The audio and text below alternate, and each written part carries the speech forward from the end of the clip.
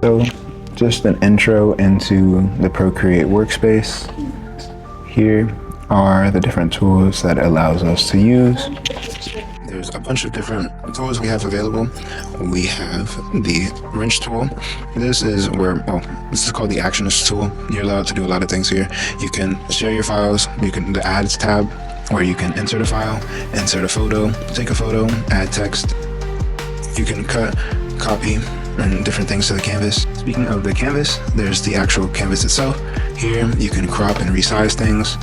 You can then have this thing called animation assist, which we will get into later. It pretty much helps with, as you can guess, animating and making your designs have movement. Page assist is for different preferences that you may have in the future. Drawing guide for having lines and symmetry or other things that you'd want to incorporate in your drawing, just making it easier for you to do. And then you can add reference images. You can just go into your photos and import an image like this. And then you just have this. You can flip the orientation. So if you wanted the design that you had to be horizontally flipped, you can do that, or you can flip it back, flip it vertical, and then you have more information about your canvas or your art piece. The next tool you have here is the adjustments tool. You can change the hue, saturation, brightness, color balance, curves, gradient maps of different designs, add like Gaussian blur, motion blur, different perspective blurs. This is really where you enhance a photo, change the different qualities and characteristics of it. So if you wanted to take a photo,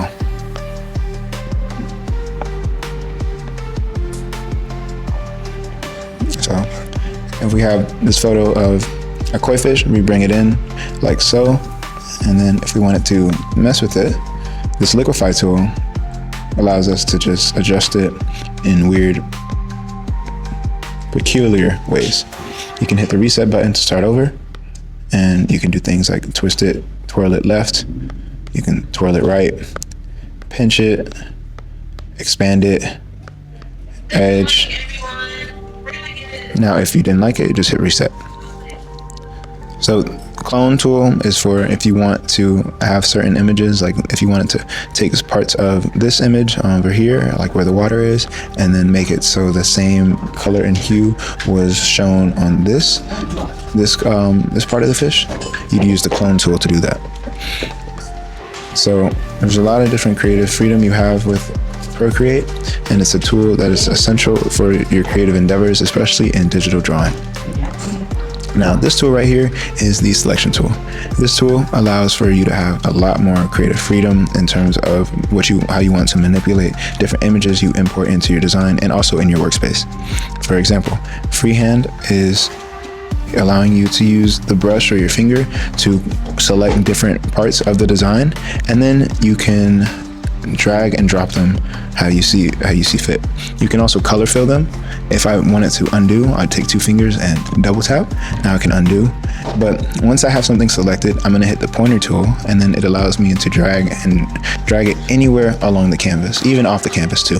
But if I drag it off the canvas, keep in mind that it will delete and it will not remember what was added to the original drawing. This is why originally I like to duplicate my layers, so I'm always aware of what I had to start with. But right now I'm just going to undo, and get back to this. So we can flip it horizontally, flip it vertically. There's a lot of different ways we can change this, and if you wanted to scale it up or down, you can use freeform, which allows you to change it in scale without any specific measurements attached to it. Or you can hit uniform, which scales it all in a uniform size, and it's very helpful when you're trying to keep something in proportions. Now, distort, and this is where things can get funky. You can change things to have more of like a 3D effect. You can angle it out, angle it up, whatever you prefer. And then if you don't like it, hit reset. Now, this is a helpful tool that you will find yourself using a lot, whether it be filling in colors or taking certain cool parts of your design and duplicating it often, so you don't have to keep drawing it over and over and over again. Especially helpful in animating. Now, let's get to the brushes tab. The brushes tab the brush library has so much to offer. This truly is the definition of why digital art is such a powerful tool, because you can take something like sketching and a 6B pencil, for instance, and use that on the canvas. But then you can go and take that same brush or whatever you were using and then add more flair to it. Say if I wanted to add some spray paint, I can do that. So there's a collection of different brushes that Procreate offers, which makes it so versatile in whatever you're trying to create. So you can use, and they're all arranged and organized by specific categories. So you have drawing, where you can use different ink pens, or really more fluid lines. You have inking, you can use pens, you have sketching, painting, calligraphy, artistic, airbrushing, textures, abstract, charcoals, elements, spray paints, materials, vintage, luminant, industrial, organic, and you can also import some from online or those that you create. So the possibilities are endless when it comes to brushes, and I'll let you guys explore more into that as we go further along. But this right here is called the blender. So this allows you to, whatever brush you were using or that is selected, the same brushes apply for the blender, the paintbrush, and for the eraser. So whatever brush you have selected, it allows you to do that specific action. So in this case, it is allowing us to blend into the koi fish. But you can undo it if we don't like it. Now, if we get into the eraser, it's pretty straightforward. It will erase whatever we have placed. But if you want to have a specific effect with the eraser, what you can do is go into the brush library and hit painting. Good morning. If you're driving a GMC truck and you park across the street, you are blocking people. Now that we have this eraser settled and you know the possibilities with that, let's understand the layers tab. Now, the layers tab is where you do most of your creative work and where you always access your parts of your artwork. You can add different components to your artwork that will then show up in the layers tab. For example, if I were to take a drawing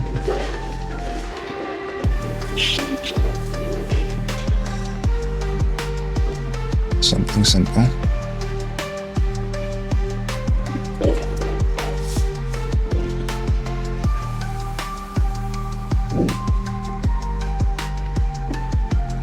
And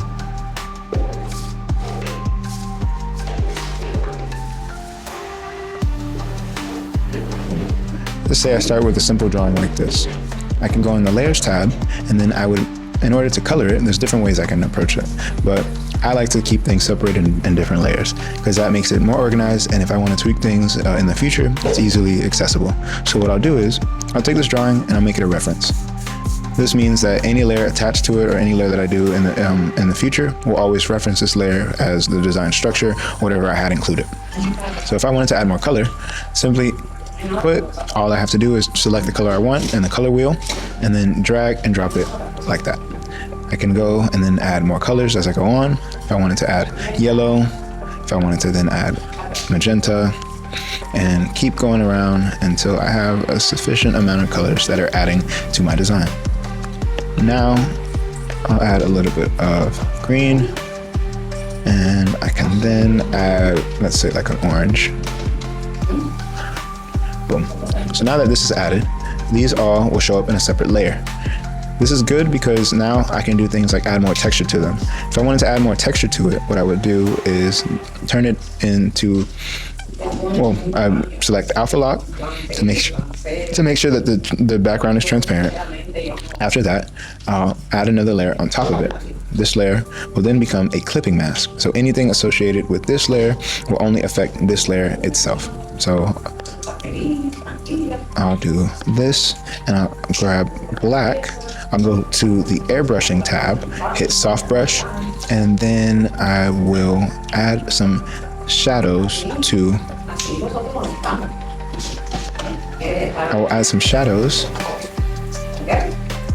the leaves. Notice how when I add the brush, I can be drawing here, but it will only show up here. That is because of the clipping mask that we added to our design. So I'm going to make the brush a little bit bigger, smaller, so it has less range, and then I'll just slowly add some detail to it. It also helps to add, when you're shading something, to take the original color and go a little bit darker, so you don't always have to use black. But if you use colors that are similar to them, it adds more depth to your drawing. So I'm going to continue adding to this, but I hope this is like a good starting point for you guys to understand the basics of Procreate. You can control your brush sizing here, the opacity of the brush here, and really get started in making something cool. You're going to import your design from the photos, and then you'll be ready to start.